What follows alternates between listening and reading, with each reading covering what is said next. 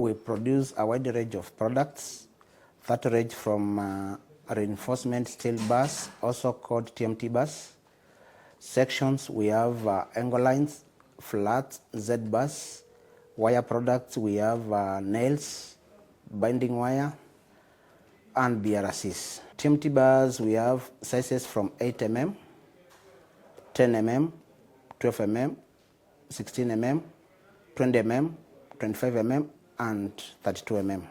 At Devki, we have our own manufacturing plant at Samburu, Kwale, that produces TMT bars or reinforcement bars from virgin iron ore, not from scrap. That makes us an edge from the rest. I would say in Kenya, the standards are guided by the Kenya Bureau of Standards. The standards that are used is KS, EAS 412-2019. And at Devki, because we want to supply or to give the market a good strength of reinforcement bars, we produce grade B 600B BWR, while the rest are giving B 500B. What we are making as a higher strength.